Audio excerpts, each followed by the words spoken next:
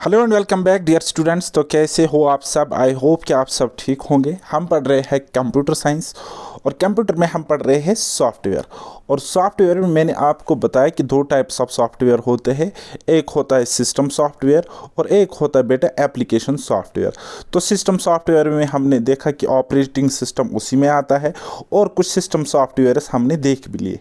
Okay, और operating system हम अलग से पढ़ेंगे क्योंकि आपके सिलेबस में टॉपिक है स्पेसिफिक, तो स्पेसिफिकली हम उसको थोड़ा डेप्थ में पढ़ेंगे। यह है हमारा सीन रहने वाला है कंप्यूटर को पढ़ने का। और जो एप्लीकेशन सॉफ्टवेयर है वो तो हमने पढ़े। आज हम पढ़ने जा रहे हैं सिस्टम यूटिलिटीज़ या हम बोलेंगे यूटिलिटी सॉफ्टवेयर्स, राइट। तो ये यूटिलिटी सॉफ्टवेयर किसका पार्ट है? सिस्टम सॉफ्टवेयर का ही पार्ट होता है। इसको हम अलग से कैटेगराइज नहीं करते, हालांकि कुछ कुछ बुक उसमें अलग से होता है। चलिए, अब ये सिस्टम यूटिलिटीज़ क्या होता है? ये परफॉर्म करते हैं टास्क्स, यानी कि ये ऐसे प्रोग्राम्स होते हैं जो परफॉर्म करेंगे टास्क्स।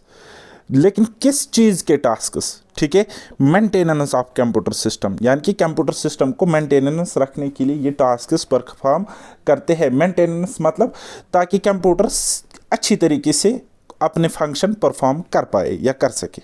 ओके, आप बोलोगे हाँ जी। Then these are the packages which are loaded into computer during the time of installation of operating system. ठीक है, तो ये ऐसे पैकेजेस होते हैं जो कंप्यूटर में लोड किए जाते हैं या कंप्यूटर में इंस्टॉल किए जाते हैं। कब कब? जब ये लॉन्च होता है, इंस्टॉलेशन के टाइम ये लोड होते हैं किसमें? कंप्यूटर में। ठीक है, तो चलिए, they are use to support enhance या expand and secure existing programs. जो कंप्यूटर में ऑलरेडी एग्जिस्टिंग प्रोग्राम्स होते हैं, ठीक, सॉफ्टवेयर फंक्शनिंग उसकी उस चीज़ को सपोर्ट करने के लिए, एनहांस यानी कि बढ़ाने के लिए, एक्सपेंड भी वही होता है, और सिक्योर रखने के लिए ये सॉफ्टवेयर्स काम करते हैं। ओके, डाटा को सेफ रखने के लिए मैं आपको अभी बताऊंगा कौन कौन से इसमें आते हैं। तो ये जो सिस्टम यूटिलिटीज़ है, तो इसमें कुछ फंक्शंस होते हैं, जैसे कि पहला है disk compression. Disk compression, okay. तो डिस्क कंप्रेशन मतलब क्या होता है? It increase the amount of information. ये इंक्रीज करता है अमाउंट ऑफ इंफॉर्मेशन को, जिसको हम स्टोर कर सकते हैं बाद में। कहाँ पे? हार्ड डिस्क में। कहाँ पे? हार्ड डिस्क में। और हार्ड डिस्क में हम स्टोर इसको करेंगे कंप्रेस करके, by compressing all information stored on it. हम इसको कंप्रेस करेंगे। कुछ एग्जांपल्स है इस सॉफ्टवेयर के, जैसे कि डिस्क डबलर है, सुपर स्टार है, प्रो डबल डिस्क है, गोल्ड है, एट्सट्रा। तो ये कुछ यूटिलिटी सॉफ्टवेयर्स है जो डिस्क कंप्रेशन का काम करते हैं। इसी तरीके से डिस्क फ्रेगमेंटर, ठीक है, ये दो होते हैं, disc fragmenter and disc defragmenter. ठीक है, डिस्क फ्रेगमेंटर क्या काम करता है? ये डिटेक्ट करता है कंप्यूटर फाइल्स को जो जिनके कंटेंट्स ब्रोक हो चुके होते हैं, टूट हो चुके होते हैं सेवरल अलग अलग लोकेशंस पे हार्ड डिस्क में, और इनको ये मूव करता है फ्रेगमेंट्स में। ठीक है, इनको ये मूव करता है फ्रेगमेंट्स में, एक ही जगह पे, एक ही लोकेशन पे, ताकि इसकी इफिशिएंसी इंक्रीज हो। ठीक, it can be used to rearrange files and unused space on your hard disk. ठीक, तो ये हम यूज़ करते हैं फाइल्स को रीअरेंज करने के लिए। कौन? डिस्क फ्रेगमेंटर का काम। और अनयूज्ड स्पेस जो होती है हार्ड डिस्क में, उसको दिखाने के लिए कुछ सॉफ्टवेयर्स है मार्केट में, माई डिफ्रैग, डिस्क कीपर, डिफ्रैगरल। ठीक है, डिफ्रैगलर। ओके, ये कुछ सॉफ्टवेयर्स है। चलिए, अब हमारे पास होते हैं नेक्स्ट कुछ सॉफ्टवेयर जो बैकअप यूटिलिटी का काम करते हैं या डिस्क क्लीनर्स की तरह काम करते हैं। बैकअप यूटिलिटी मतलब अगर हम मूव करेंगे, it can make a copy of all information stored on disk and restore either the entire disk और सिलेक्टेड फाइल्स। बात आई समझ? ये बैकअप हम बोलते हैं ना, बैकअप। बैकअप मतलब अगर आपका कोई फाइल डिलीट हो चुका है, फिर आप उसको रिस्टोर कर सकते हो, वापस ला सकते हो। कैसे? आप उसको तब वापस ला सकते हो जब आपने उसको बैकअप रखा होगा कहीं पे। वो गूगल अकाउंट हो सकता है, वो रिसाइकल बिन हो सकता है, वो कुछ और भी, कोई और फोल्डर, कोई और लोकेशन हो सकती है जहाँ पे आपने उन फाइल्स को बैकअप रखा होगा। ठीक है, तो बैकअप यूटिलिटीज़ के लिए भी सॉफ्टवेयर बने हुए होते, तो ये बैकअप का काम करते हैं। इसी तरीके से नेक्स्ट है हमारे पास डिस्क क्लीनर्स। डिस्क क्लीनर्स ये क्या काम करते हैं, ये उन फाइल्स को आइडेंटिफाई करते हैं जिनको बहुत टाइम से हमने यूज़ नहीं किया, ठीक है। और उसके बाद आपको अगर लगता है वो आपके लिए रिलेवेंट नहीं है, वो फाइल्स डाटा वगैरह, आप उसको डिलीट करोगे या उसको ये क्लीन करेगा, डिस्क क्लीनर उसको क्या करेगा, क्लीन करेगा अनयूज्ड डाटा को। और उस क्लीनिंग की वजह से जब वहाँ से क्लियर होती है, स्पेस बढ़ जाती है, बाकी सारी चीज़ें, और आपका कंप्यूटर सिस्टम या मोबाइल हैंग होना बंद करता है, ठीक है।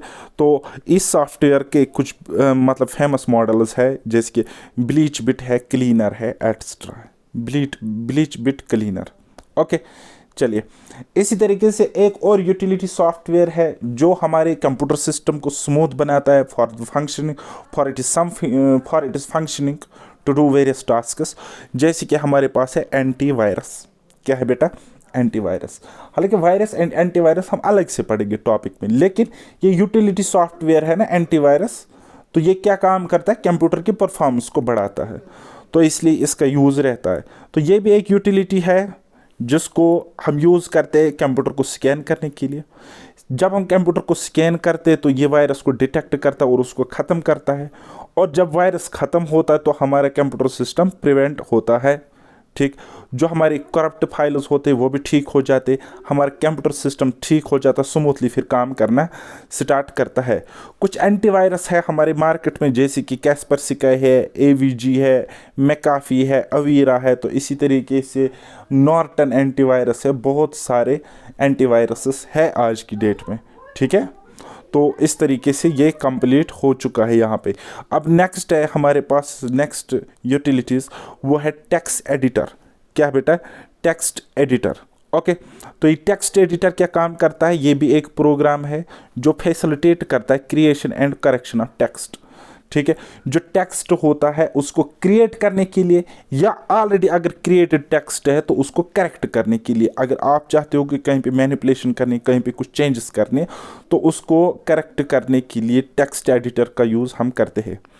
A text editor supports special commands for text editing. अच्छा, इस टेक्स्ट एडिटर में कुछ स्पेशल कमांड्स होते हैं एडिटिंग करने के लिए, जैसे कि आप राइट कर सकते हो, आप डिलीट कर सकते हो, फाइंड कर सकते हो, रिप्लेस कर सकते हो वर्ड्स को, टेक्स्ट को, लाइन्स को, पैराग्राफ्स को, ठीक। अब ये टेक्स्ट एडिटर में कुछ सॉफ्टवेयर्स आते हैं, जैसे कि हमारा है MS वर्ड, काफ़ी फेमस पॉपुलर है, वर्ड पैड है, नोट पैड है, इसी तरीके से। तो मोस्ट पॉपुलर टेक्स्ट एडिटर आज की डेट में कौन सा है? Note pad. Okay, clear. अब हम जाते हैं सॉफ्टवेयर। अब देखो, सॉफ्टवेयर दो टाइप्स के होते हैं। एक होता है प्रॉपराइटरी सॉफ्टवेयर। क्या होता है बेटा? प्रॉपराइटरी सॉफ्टवेयर, यहाँ पे लिखा है प्रॉपराइटरी सॉफ्टवेयर, ये फ्री ऑफ कॉस्ट अवेलेबल नहीं होता है। दूसरा होता है ओपन सोर्स सॉफ्टवेयर, ये फ्री ऑफ कॉस्ट अवेलेबल हो भी सकता है, नहीं भी हो सकता है, लेकिन ओपन सोर्स सॉफ्टवेयर इसको हम इसलिए कहते हैं क्योंकि इसका सोर्स कोड जो होता है, इसका जो सोर्स कोड होता है वो फ्रीली अवेलेबल होता है, ठीक है, फॉर मॉडिफिकेशन। सोर्स कोड क्या होता है? जब कोई सॉफ्टवेयर सपोज बनता है, जब कोई सॉफ्टवेयर बनता है उसमें हम कोडिंग करते हैं वगैरह करते हैं, लैंग्वेज का यूज़ करते हैं, और हम उसका एक इंटरफेस तैयार रखते हैं, है ना। हम एक इंटरफेस उसका बनाते हैं, आगे फिर मतलब वो फोल्डर्स बनाते हैं, इंटरफेस बनाते हैं, अलग अलग सेक्शंस बनाते हैं हर किसी सॉफ्टवेयर में, ठीक है। तो अगर उसका सोर्स कोड ऑन अवेलेबल होगा ना, अगर उसका सोर्स कोड अवेलेबल होगा, तो जिसने वो सॉफ्टवेयर बनाया वो भी उसमें चेंजेस कर सकता है, लेकिन उसके अलावा जिसने बनाया वो तो प्रॉपराइटर है, वो तो कर ही कर सकता है। लेकिन अगर वो उसका सोर्स कोड ओपन है, अवेलेबल है, तो उसमें कोई भी अपने हिसाब से मॉडिफिकेशन चेंज कर सकता है। अब इसके अपने अपने बेनिफिट्स है, तो अपने डिसएडवांटेज भी है, डिसएडवांटेजेस भी है, ठीक है। डिसएडवांटेज इसका ये चीज़ है कि गलत तरीके से हम इसको ख़त्म कर सकते हैं, गलत यूज़ हो सकता है। और एडवांटेज ये है कि जो इसमें बग्स होते हैं, बाकी जो चीज़ें होती है, तो इसको लोग खुद ही ठीक करते हैं, ठीक है, इसको खुद ही ठीक करते हैं। बात आई समझ? इस सॉफ्टवेयर को लोग खुद ही ठीक करते हैं और ये अपडेट होता रहता है नई टेक्नोलॉजी के साथ। ओके, तो वही लिखा है, open source refers to something that can be modified and shared, जिसको मॉडिफाई भी कर सकते हैं, शेयर भी, चेंज कर सकते हैं, पब्लिक एक्सेसिबल ये होता है। Open source software is any computer software that is distributed with its source code. Source code के साथ इसको डिस्ट्रीब्यूट करते हैं, ठीक है, और ये इसमें मॉडिफिकेशन भी हो सकती है। ओके जी, कुछ एग्जांपल्स है ओपन सोर्स सॉफ्टवेयर की, जैसे कि लिनक्स है, यूनिक्स है, माई एसक्यूएल है। तो ये ओपन सोर्स सॉफ्टवेयर्स है, तो जो डेवलपमेंट करी है सॉफ्टवेयर इंडस्ट्रीज ने। तो अब इसका क्राइटेरियन क्या है? Certain criteria must be met as follows. कुछ क्राइटेरिया होना चाहिए। Software must be available free और एट लो कास्ट। जो सॉफ्टवेयर होगा या तो वो फ्री ऑफ कास्ट होना चाहिए या तो कम कीमत पे अवेलेबल होना चाहिए for public use. Okay, source code must be included. जब सॉफ्टवेयर शेयर होता है, देखो आज की डेट में भी हर कोई सॉफ्टवेयर शेयर ही होता है ना। आपके पास एक सॉफ्टवेयर है, मेरे पास एक सॉफ्टवेयर है, और हम उसको यूज़ करते हैं, चाहे वो एप्लीकेशन सॉफ्टवेयर है या कोई और है। लेकिन उन सारे मतलब सॉफ्टवेयर्स में हम अपने हिसाब से चेंजेस नहीं कर सकते, मॉडिफिकेशंस नहीं कर सकते, क्योंकि सोर्स कोड अवेलेबल नहीं है हमारे पास। तो जब शेयर होगा कोई सॉफ्टवेयर, अगर वो ओपन सोर्स टेक्नोलॉजी से या ओपन सोर्स सॉफ्टवेयर है, तो उसका सोर्स कोड भी इंक्लूड होना चाहिए पब्लिक के लिए, पब्लिक यूज़ के लिए। Okay, anyone must be allowed to modify the source code. बस हर कोई अलाउड होना चाहिए कि वो मॉडिफाई करे सोर्स कोड को। Modified versions can be redistributed. जो अब मॉडिफाइड वर्जन्स आएंगे, आपको पता होगा कि दिन ब दिन हर एक सॉफ्टवेयर के नए नए वर्जन्स आते हैं, अपडेट आता है, बाकी चीज़ें आती हैं। तो क्या होता है, बेसिकली सोर्स कोड या बाकी चीज़ें वहाँ पे चेंज होती है, राइट। तो फिर वो रीडिस्ट्रीब्यूट होता है, अगेन से डिस्ट्रीब्यूट होता है। अब कुछ क्राइटेरिया है distribution of open source software. Open source software के लिए डिस्ट्रीब्यूशन के लिए कुछ क्राइटेरिया है, जैसे कि open source software is normally distributed with source code under an open source licence. इसकी एक लाइसेंस होती है, ओपन सोर्स लाइसेंस उसको कहते हैं। उसके अंडर सोर्स कोड को यूज डिस्ट्रीब्यूट किया जाता है इस सॉफ्टवेयर के साथ। The distribution terms of open source software must comply with the following criteria. अब इसका अपना एक क्राइटेरिया है डिस्ट्रीब्यूशन। पहला, फ्री रीडिस्ट्रीब्यूशन होना चाहिए। जब आपने चेंज किया, सोर्स कोड को मॉडिफाई किया, फिर दोबारा से वो पब्लिक यूज़ में आ जाएगा, लेकिन उसकी डिस्ट्रीब्यूशन फ्री ऑफ कॉस्ट होनी चाहिए, या हम कहेंगे लो कॉस्ट होनी चाहिए। ओके, तो इसी तरीके से सोर्स कोड फिर से मतलब वो ओपन ही होना चाहिए, ताकि उसमें अगेन चेंजेस कर सके पब्लिक अपने अकॉर्डिंग। ओके, उसके अलावा integrity of the author's source code.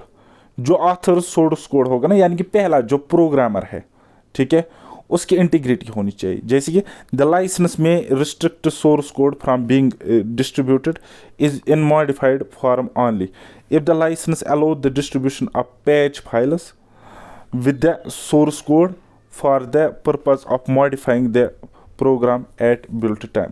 देखो क्या होता है, ओपन सोर्स सॉफ्टवेयर जो है ना, इसमें सपोज फॉर एग्जांपल प्रोग्रामर ने ये एक सॉफ्टवेयर बनाया, ठीक है, सॉफ्टवेयर बनाया, तो अब इसकी कॉपी हर एक जगह पे, अब सपोज इसकी कॉपी यहाँ पे आ गई, इसकी कॉपी यहाँ पे आ गई।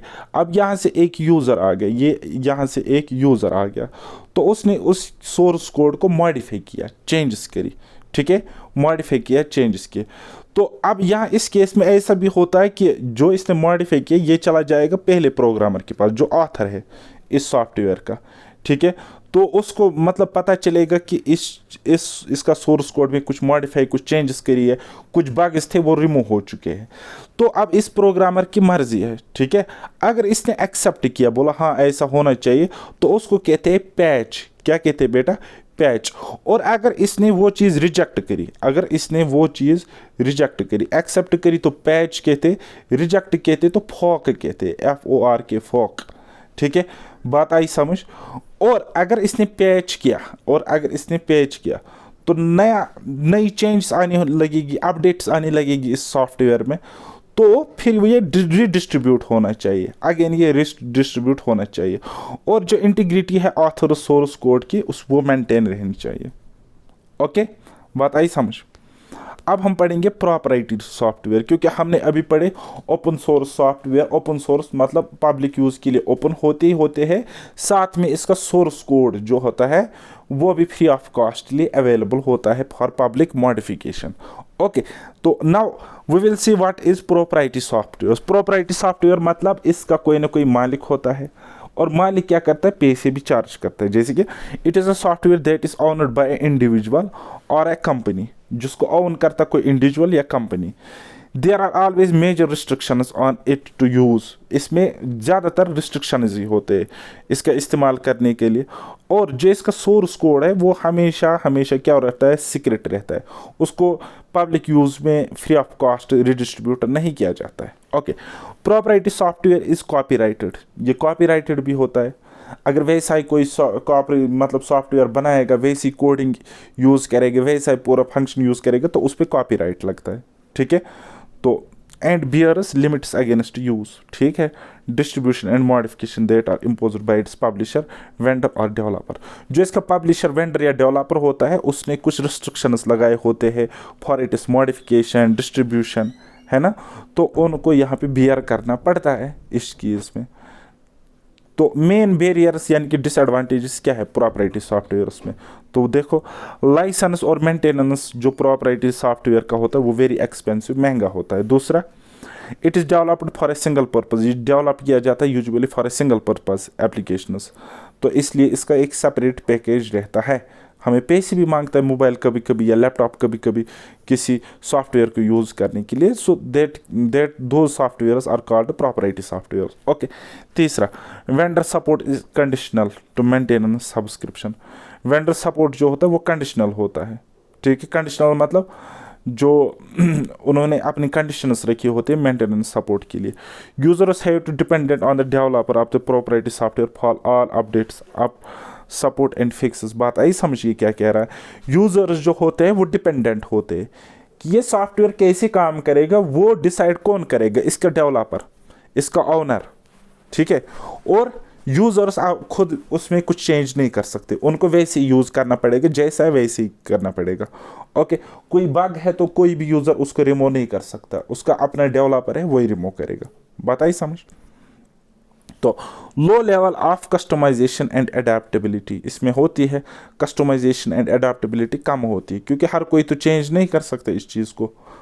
ओके, कुछ टिटबिट्स है। Adobe page maker is a type setting tool which is used for desktop publishing, ये तो हमें पता था। फुली बैकअप मतलब contains a copy of every program, हर एक प्रोग्राम की अगर हम कॉपी करके रखेंगे डाटा में, ठीक है, उसको हम कहते हैं फुली बैकअप। और ये जो होता है इज ये नहीं है। और एक है फ्रीवेयर। ठीक है, क्या होते हैं फ्रीवेयर।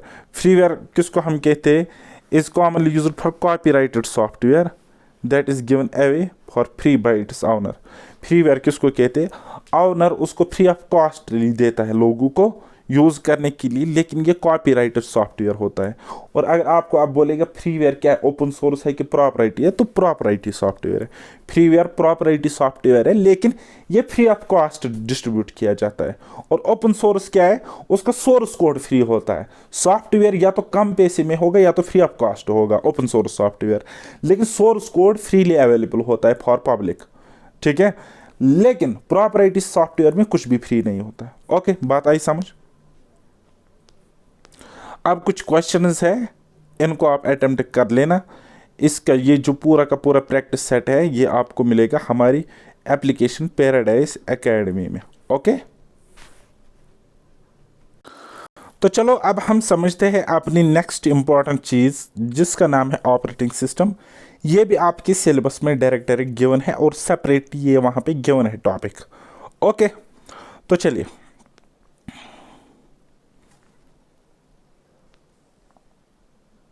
हाँ जी। तो ऑपरेटिंग सिस्टम क्या होता है, ये भी एक प्रोग्राम ही होता है जो एक्ट करता है एक interface between user and computer के बीच में। ये एक इंटरफेस की तरह काम करता है, यानी कि यूज़र को ये कंप्यूटर के साथ मिलाता है। राइट, तो ये हो गया एक पॉइंट। दूसरा, इंटरफेस, ये जो इंटरफेस है ये इनेबल, कौन इंटरफेस, ऑपरेटिंग सिस्टम। ठीक है, ये इसको इनेबल करता है, यानी कि ये इसको इस काबिल बनाता है, यानी कि अलो करता है कि आप यूटिलाइज करो हार्डवेयर रिसोर्सेस को एफिशिएंटली हार्डवेयर रिसोर्सेस यूज़ हो, एफिशिएंटली हार्डवेयर रिसोर्सेस यूज़ हो, उसके लिए एक इंटरफेस यूज़र के हेल्प करता है जिसको हम ऑपरेटिंग सिस्टम कहते हैं, जिसको हम ऑपरेटिंग सिस्टम कहते हैं। राइट, इतना क्लियर? ओके।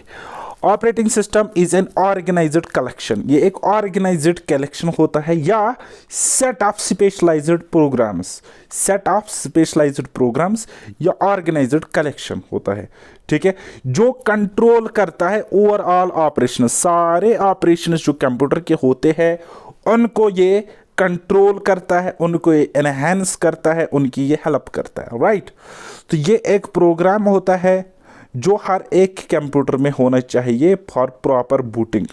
तो आगे मैं आपको बताऊंगा बूट स्ट्रैप क्या होता है, कोल्ड बूट क्या होता है, वार्म बूट क्या होता है, लेकिन याद रखना कंप्यूटर बूटिंग नहीं होता, कंप्यूटर में बूट प्रोसेस नहीं होगा तब तक जब तक उसमें ऑपरेटिंग सिस्टम ना हो, याद रखना। और कोई भी कंप्यूटर फंक्शन नहीं कर सकता दुनिया में ऑपरेटिंग सिस्टम के बगैर। ओके, तो अब ऑपरेटिंग सिस्टम क्या क्या फंक्शंस करता है वो भी देख लो। सबसे पहला है प्रोसेस मैनेजमेंट, सबसे पहला है प्रोसेस मैनेजमेंट। ओके, तो आपको पता होना चाहिए प्रोसेस क्या होता है। तो प्रोसेस क्या होता है? Basic unit of execution in operating system. ये बेसिक यूनिट ऑफ एग्जीक्यूशन होता है। एग्जीक्यूशन मतलब कोई चीज़ लागू होती है, कोई ऑपरेशन परफॉर्म होता है कंप्यूटर में, तो ये उसका बेसिक यूनिट होता है एग्जीक्यूशन के लिए, ठीक है। It is a process by which operating system can control the planning, monitoring and performance of CPU. तो प्रोसेस मैनेजमेंट क्या है? एक प्रोसेस है जहां पे एक ऑपरेटिंग सिस्टम कंट्रोल करता है प्लानिंग को, मॉनिटरिंग करता है और परफॉर्मेंस बढ़ाता है किसकी? सीपीयू की, या हम बोलेंगे प्लानिंग, मॉनिटरिंग एंड परफॉर्मेंस को प्रोसेस मैनेजमेंट करता है, हैंडल, कंट्रोल करता है। ओके, चलिए, now next we have next function of operating system is memory management. ये मेमोरी को मैनेज करता है। ओके, तो क्या करता है? कंट्रोल एंड कोऑर्डिनेट करता है कंप्यूटर मेमोरी को या कंप्यूटर मेमोरी के साथ। It ensures that all process are able to access their memory और नॉट। ये हमें इंश्योर करता है कि सारे प्रोसेसेस जो होते हैं और able to access their memory और नॉट, क्या वो प्रोसेसेस मेमोरी को एक्सेस कर रहे हैं कि नहीं कर रहे हैं। तो मेमोरी मैनेजमेंट ऑपरेटिंग सिस्टम करता है। देन उसके बाद फाइल मैनेजमेंट। फाइल मैनेजमेंट मतलब फाइल्स को मैनेज करता है, जैसे कि आप यहाँ पे देख सकते हो, it is the main function of operating system. Operating system का मेन फंक्शन है ये मैनेज करता है ऑल डाटा, सारे के सारे डाटा फाइल्स को कंप्यूटर सिस्टम में ऑपरेटिंग सिस्टम मैनेज करता है, जिस इस प्रोसेस को हम फाइल मैनेजमेंट कहते हैं। ओके, तो at the time of execution of a program the operating system also performs the task of copying files from secondary memory to primary memory. जब एग्जीक्यूशन, कोई प्रोग्राम एग्जीक्यूट होता है तब ऑपरेटिंग सिस्टम क्या करता है? एक टास्क करता है, और टास्क के जरिए से वो क्या करता है? फाइल उसको कॉपी करता है। कहाँ से कहाँ वो कॉपी करता है? सेकेंडरी मेमोरी से प्राइमरी मेमोरी तक वो कॉपी करता है इन फाइल्स को। So this process of operating system is known as file management, ठीक है। तो फाइल्स को ये मैनेज करता है। Okay, then last function of operating system is device management. क्या होता है बेटा? डिवाइस मैनेजमेंट होता है, ये डिवाइस को भी मैनेज करता है। It is a process managing the operation and maintenance of input output devices. Input output devices को ये ऑपरेशन एंड मेंटेनेंस करता है, उन चीज़ों की देखभाल करता है। इनपुट आउटपुट ये डिवाइसेस को ये मैनेज करता है। Right, it also facilitates the interface between all the connected devices. और जो भी कनेक्टेड डिवाइसेस होते हैं, चाहे वो इनपुट हो, आउटपुट हो या पेरिफेरल डिवाइसेस हो कंप्यूटर के साथ, तो ये वहाँ पे एक फैसिलिटेट करता है, एक interface between computer system end user. Okay, बात क्लियर यहाँ तक? क्रिस्टल क्लियर है ना? चलिए, अब हम देखेंगे टाइप्स ऑफ ऑपरेटिंग सिस्टम क्या होते हैं। टाइप्स, अलग अलग टाइप्स होते हैं ऑपरेटिंग सिस्टम की, जैसे कि batch processing operating system. Batch processing operating system, तो इस ऑपरेटिंग सिस्टम में क्या होता है? नंबर ऑफ जॉब्स, यानी कि बहुत सारे काम जो होते हैं उनको एक साथ लगाया जाता है। ये job number 1, job number 2, job number 3 है ना, तो ये एक जॉब है, दूसरा जॉब, तीसरी जॉब है, तो इसको टुगेदर में तीनों को यहाँ पे लाऊंगा, ठीक है, एक बैच में इसको मैं तैयार करूँगा, ठीक है। और फिर जब इसका एग्जीक्यूशन है तो एज अ ग्रुप, यानी कि तीनों की तीनों एक साथ एग्जीक्यूट होंगे, एक साथ तीनों पे, तीनों के तीनों जॉब्स पे एक साथ काम होगा। तो जो ऑपरेटिंग सिस्टम ऐसे वर्क करता है ना, बैचेस में जॉब्स को जमा करता है, फिर उनको एक साथ एग्जीक्यूट करता है एज अ ग्रुप, तो उन ऑपरेटिंग सिस्टम्स को हम बैच प्रोसेसिंग ऑपरेटिंग सिस्टम कहते हैं। ओके, देन उसके अलावा नॉलेज देखो, this operating system is responsible for scheduling the jobs according to priority, ठीक है। अब फॉर एग्जांपल 50 जॉब्स हमने टुगेदर किए यहाँ पे, ठीक है। अब हो सकता है कंप्यूटर सिस्टम एक साथ इनको एग्जीक्यूट ना करे, तो ये बैच प्रोसेसिंग ऑपरेटिंग सिस्टम क्या काम करता है, इनको प्रायोरिटी के हिसाब से, इनको प्रायोरिटी के हिसाब से शेड्यूल करता है, देन वहां पे एग्जीक्यूट होता है काम। ओके, तो बैच ऑपरेटिंग सिस्टम एक पॉपुलर एग्जाम है यूनिक्स। यूनिक्स जो ऑपरेटिंग सिस्टम है, इसको हम बैच प्रोसेसिंग ऑपरेटिंग सिस्टम की कैटेगरी में रखते हैं। क्लियर? उसके बाद नेक्स्ट है हमारा single user operating system.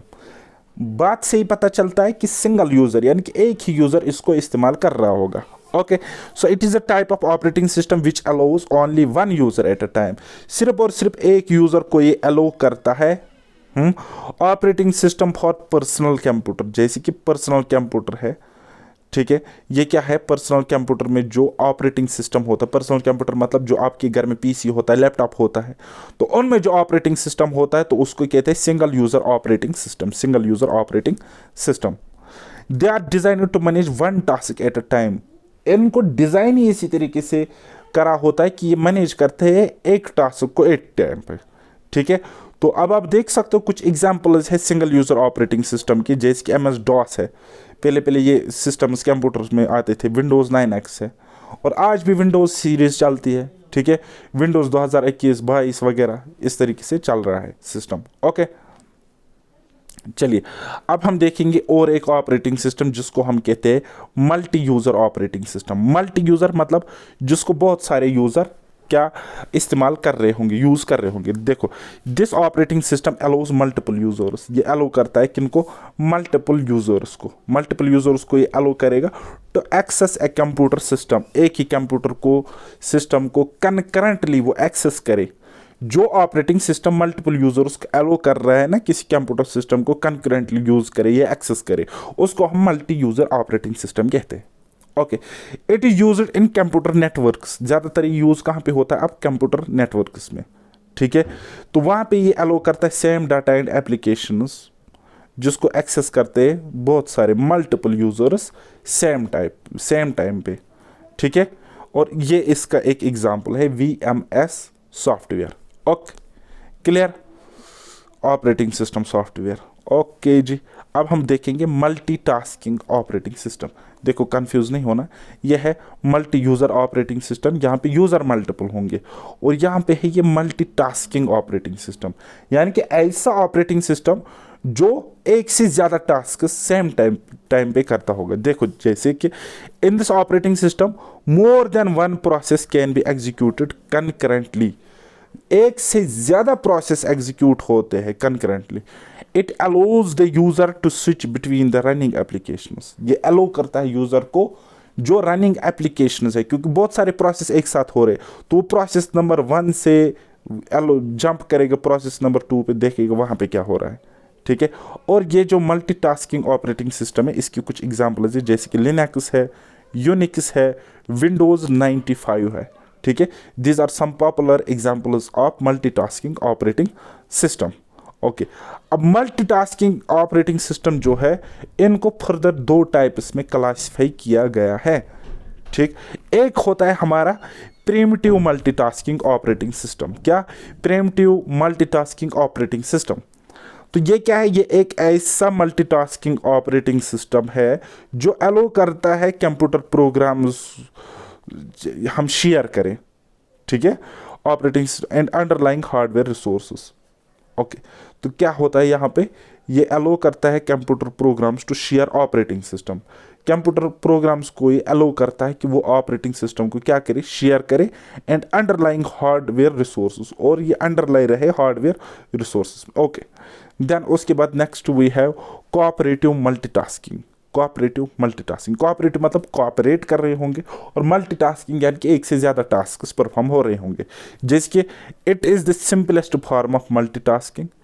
In it, इसमें क्या होता है, each program can control the CPU for as long as it need it. ठीक है, हर एक प्रोग्राम कंट्रोल करता है CPU को तब तक जब तक इसको ज़रूरत है। ओके, चलिए नेक्स्ट टाइप देखेंगे मल्टीटास्किंग ऑपरेटिंग सिस्टम के बाद। अब हम देख रहे हैं time sharing operating system. Time sharing operating system मतलब यहाँ पे टाइम शेयर हो रहा होगा, जैसे कि this operating system allows multiple programs, ये अलाउ करता है मल्टीपल प्रोग्राम्स को to simultaneously share computer resources, एक साथ वो कंप्यूटर रिसोर्सेज को शेयर कर सके। फिर से मैं कहूँगा, ये ऑपरेटिंग सिस्टम अलाउ करता है मल्टीपल प्रोग्राम्स को कि वो एक साथ शेयर करे कंप्यूटर रिसोर्सेज को। और ये प्रोवाइड करता है each process to be run on, हर एक प्रोसेस रन करे स्मूथली। ठीक है, और यहाँ पे क्या होता है, टाइम बेसिकली शेयर होता है। ठीक है, तो इसीलिए हम इसको कहते हैं टाइम शेयरिंग ऑपरेटिंग सिस्टम। अब नेक्स्ट है हमारे पास काफ़ी इंपॉर्टेंट है, बहुत बारी क्वेश्चन इस पे आया भी हुआ भी है, जिसको हम कहते हैं real time operating system. Real time मतलब प्री डिटर्मिनेड टाइम जो हम रखेंगे सेट करके कि इतने टाइम में हमें ये काम होना चाहिए, उसी टाइम पे वो काम ये करता है ऑपरेटिंग सिस्टम। ठीक है, तो these operating systems are designed to respond to an event within a predetermined time. तो हमने प्री डिटर्मिनेट टाइम मतलब हमने पहली टाइम सेट करके रखा कि 12:05 पर 12:05 पर यह काम होना चाहिए, एक सेकंड भी उधर इधर नहीं होना चाहिए। जैसे कि एटम बॉम्ब किसी कंट्री पे मारना होगा तो उस जगह पे यूज़ हो सकता है, वार सिचुएशंस में, काफ़ी खतरनाक सिचुएशंस में, है ना। They are often used in applications such as flight reservation system, military applications, etc. बात आई समझ, फ्लाइट रिजर्वेशन सिस्टम ये काम आता है, मिलिट्री एप्लीकेशंस में। This type of operating system increase the availability and reliability of the system. Okay, ये तो हमें पता है। और लिनक्स इस टाइम का एक सॉफ्टवेयर है, ऑपरेटिंग सिस्टम है, जिसको हम कहते हैं Linux. Linux is also called real time operating system. ये अपने रियल टाइम में अपना रिस्पॉन्स देता है, अपना काम करता है। ओके, नाउ इसको फर्दर क्लासिफाई किया गया है जैसे कि hard real time operating system in RTOS। ठीक, all the task are required to be completed within specified time limit. जो भी सारे टास्क होंगे उनको कंप्लीट होना होता है स्पेसिफाइड टाइम लिमिट, यानी कि जो आपने पहले ही प्री डिटरमाइंड टाइम सेट करके रखा है उसी लिमिट में काम कंप्लीट करना है। ये डिफ़िकल्ट खतरनाक जगहों पे ये सॉफ्टवेयर्स यूज़ होते हैं, क्योंकि वहाँ पे एक सेकंड से हालात बदलते हैं, जज्बात बदलते हैं। Okay, now soft real time operating system. अब सॉफ्ट मतलब इसमें थोड़ी सी गुंजाइश होगी उधर इधर। ठीक है, all the tasks are not required to be complete within the specified time. जो सारे के सारे टास्क्स होते हैं ये ज़रूरी नहीं है कि वो अपने प्री डिटर्मिनेड टाइम में कंप्लीट हो। ओके, चलिए अब मैंने आपको बहुत कुछ सुनाया कि यूज़र इंटरफेस क्या होता है, तो उसको भी समझते हैं। What is user interface? The system which provides the facility to the user to interact with the computer is called user interface. जो फैसिलिटी एक ऑपरेटिंग सिस्टम हमको प्रोवाइड करता है ना, जिससे एक यूज़र क्या करता है, एक्सेस करता है कंप्यूटर को, सिस्टम को। ठीक, फैसिलिटेट करता है ये कंप्यूटर को टू यूज़र, तो उसी को हम कहते हैं यूज़र इंटरफेस। ये अलो करता है यूज़र्स टू इजीली एक्सेस, ताकि वो ये अलो करता है यूज़र्स को कि वो इजीली एक्सेस कर पाए, यानी कि फ़ायदा ले पाए और कम्युनिकेट कर पाए with applications and the hardware या एप्लीकेशंस के साथ। The user can interact with the computer by using mainly two kinds of interface. तो दो इंटरफेसेस से, दो तरीके के इंटरफेस होते हैं जिससे एक यूज़र कंप्यूटर के साथ इंटरफेस या इंटरेक्ट कर सकता है या एक्सेस कर सकता है। एक होता है ग्राफिकल यूज़र इंटरफेस, GUI। आपसे ये फुल फॉर्म भी पूछा जा सकता है एग्जाम में, what is the full form of GUI? Is graphical user interface. अच्छा, इसमें क्या होता है, ये एक कंप्यूटर प्रोग्राम है जो एनेबल करता है किसको, पर्सन को, कि वो कंप्यूटर के साथ कम्युनिकेट कर पाए, किन चीज़ों के थ्रू, सिंबल्स के थ्रू, विजुअल्स के थ्रू, ठीक है, मेटाफॉर्स के थ्रू, पॉइंटिंग डिवाइसेस के थ्रू, ठीक है, यानी कि इमेज वगैरह, आइकन वगैरह होते हैं ना, उनके थ्रू हमें पता चलता है कि अच्छा हमें इस आइकन पे जाना, क्लिक करना और ऐसा काम होगा, तो उसको कहते हैं graphical user interface. It is best known for implementation in Apple products में ये होता है। ओके, जैसे कि The first graphical user interface was designed by Xerox Corporation in 1970s। याद रखना, ये काफ़ी इंपॉर्टेंट पॉइंट है। जो पहला ग्राफिकल यूज़र इंटरफेस है उसको डिज़ाइन किया, बनाया गया किसने, ज़ेरॉक्स कॉरपोरेशन। और कब बनाया, 1970s में। और जो ये GUIs है ना, ग्राफिकल यूज़र इंटरफेसेस, ये हम पाते हैं हैंड हेल्ड डिवाइसेस में, ये होता है सच एज MP3 प्लेयर्स में होता है, पोर्टेबल मीडिया प्लेयर्स में होता है, गेमिंग डिवाइसेस में भी क्या होता है, ग्राफिकल यूज़र इंटरफेस होता है। ओके, चलिए अब नेक्स्ट है हमारे पास जिसको हम कहते हैं character user interface, CUI, character user interface. तो इसको एक और नाम भी देते हैं CLI, कमांड लाइन इंटरफेस भी इसी को कहते हैं। अच्छा, ये क्या होता है, CUI is a mechanism of interacting with computer system और software by typing commands to perform specific task. यहाँ पे क्या होता है, हमें कुछ स्पेसिफिक कैरेक्टर्स डालने पड़ते हैं, ठीक है, कीबोर्ड के थ्रू या किसी और चीज़ के थ्रू क्या देंगे, हम कुछ कैरेक्टर्स देंगे। और उन कैरेक्टर्स क्या होते हैं, बेसिकली वो कुछ कमांड्स होते हैं किसी ऑपरेशन को या किसी टास्क को परफॉर्म करने के लिए। फॉर एग्जाम्पल, आपको कोई मूवी देखने तो उसके लिए कैरेक्टर टाइप करना पड़ेगा, ना कि आप डायरेक्ट उस आइकन पे या किसी इमेज पे टिक करोगे, क्लिक करोगे।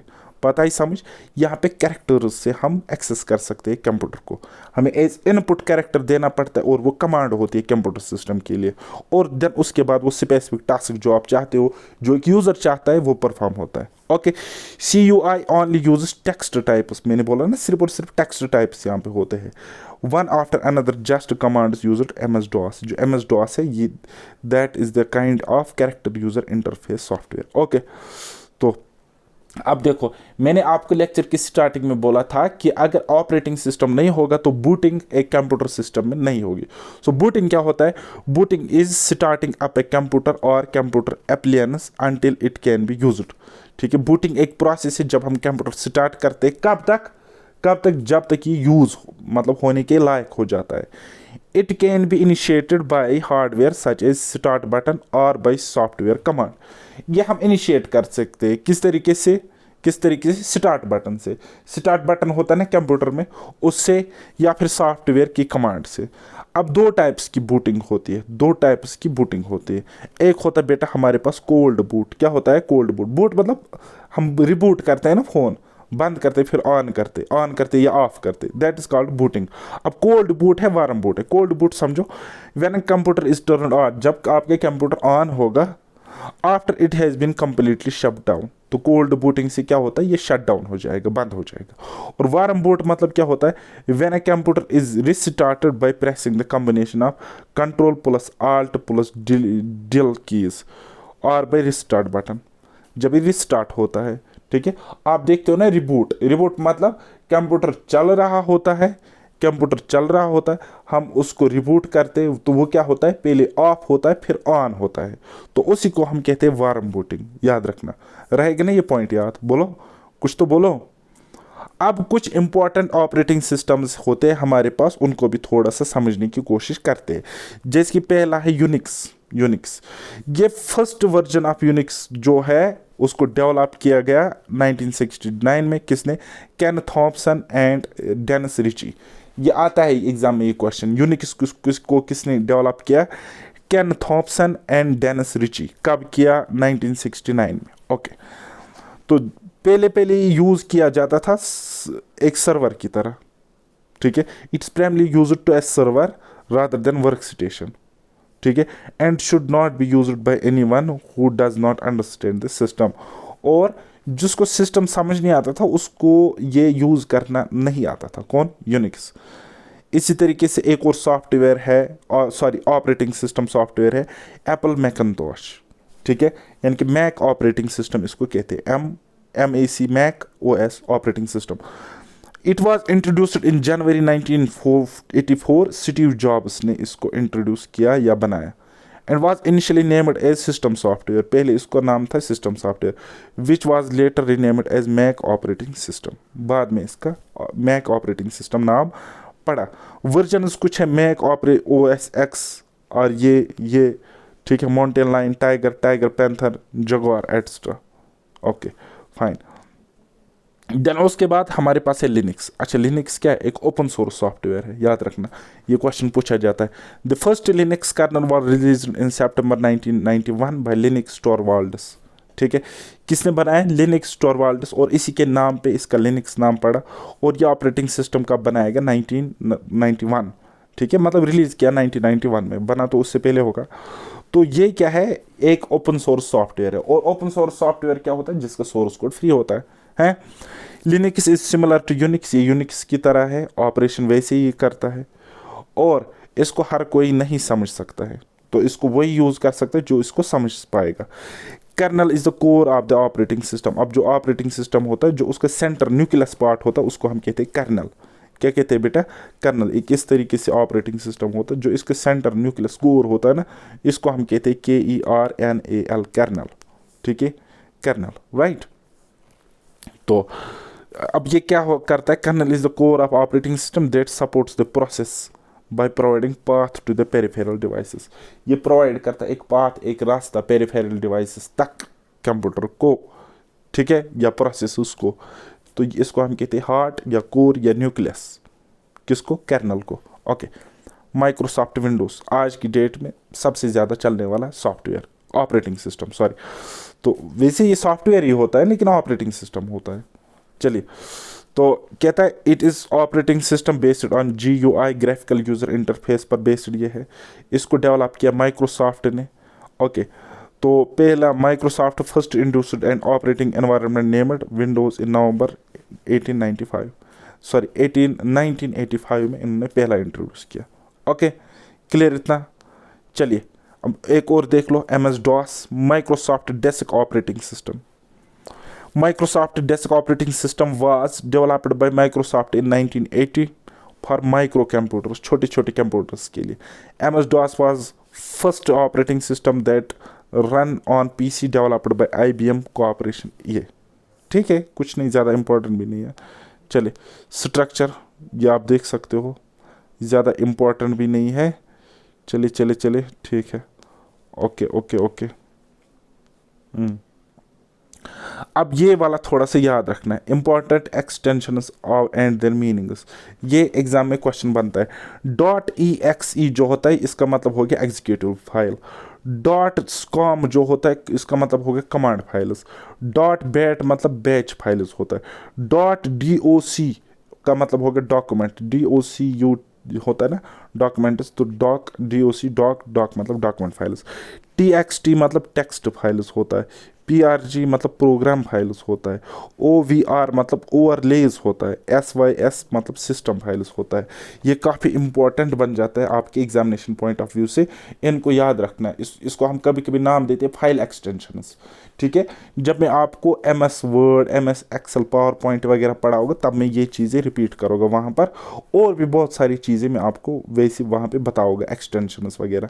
ठीक है, तो types of MS-DOS commands, internal command, external command, इसको खुद देख लेना, ज़्यादा हमारे लिए इम्पोर्टेंट भी नहीं है। ओके, चलिए जी। तो इसी तरीके से ये important commands and their use से कुछ कमांड्स है और उनका यूज़ है, तो आप यहाँ पे देख सकते हो। CLS मतलब क्लियर द स्क्रीन, इसी तरीके से CD मतलब चेंज डायरेक्टरी होता है। कॉल मतलब कॉल वन बेच प्रोग्राम फ्रॉम अनदर। कॉपी का मतलब कॉपी वन और मोर फाइल्स टू अनदर लोकेशन, है ना। डेट मतलब डिस्प्ले और सेट द डेट। इसी तरीके से डेल मतलब डिलीट होता है। आगे मैं आपको ये बताऊँगा। फॉर्मेट मतलब चेंज करना कुछ पाथ। तो चलिए, अब हम इंपॉर्टेंट चीज़ पढ़ेगी जिसको हम कहते हैं मोबाइल ऑपरेटिंग सिस्टम। जो मोबाइल होते हैं हमारे पास, इनमें कौन सा ऑपरेटिंग सिस्टम होता है। ठीक है, this operating system operates on smartphones. हाँ, स्मार्टफोन्स में होता है, tablets and digital mobile devices में होता है। It controls mobile devices and it is design supports. ये कंट्रोल करता है मोबाइल फोन्स को, और इसका डिज़ाइन सपोर्ट करता है वायरलेस कम्युनिकेशन को। वायरलेस मतलब तार के बगैर। Okay, it has built in support for mobile multimedia formats. Built in support होता है और पहले से ही ये होता है मोबाइल्स में इंस्टॉल करके। जैसे कि आज का important and famous operating system है मोबाइल्स में या स्मार्टफोन्स में, वो क्या है? एंड्रॉयड। ठीक है, तो ये क्या एक मोबाइल ऑपरेटिंग सिस्टम है जिसको डेवलप किया किसने? गूगल ने। और ये किसकी तरह है? लिनक्स की तरह, based on Linux, main part of operating system. ये इसी की तरह है, लगभग ऐसा ही है। It is basically designed for touch screen mobile device like tablet, smartphones etcetera. पहले इसको डेवलप किया गया टच स्क्रीन मोबाइल्स के लिए, ठीक है, या टैबलेट्स या स्मार्टफोन्स के लिए। Now it's most widely used in mobile phones. आज सारे मोबाइल फोन्स में है। The latest version of Android is Android 11, latest version है, विच वाज रिलीज्ड ऑन 8 सितंबर 2020। ये लेटेस्ट वर्जन है। ओके, और आप गूगल पे चेक कर लेना कि हो सकता है आपके एग्जाम के टाइम और कोई लेटेस्ट हो, ठीक है, तो उस चीज़ को देख लेना। इसी तरीके से एक और मोबाइल सॉफ्टवेयर है, ऑपरेटिंग सिस्टम है सिम्बियन। तो ये भी एक operating system developed and sold by Symbian limited. ठीक है, ये क्या है? Open source mobile operating system है। ओके, ये डिज़ाइन किया गया है स्मार्टफोन्स के लिए।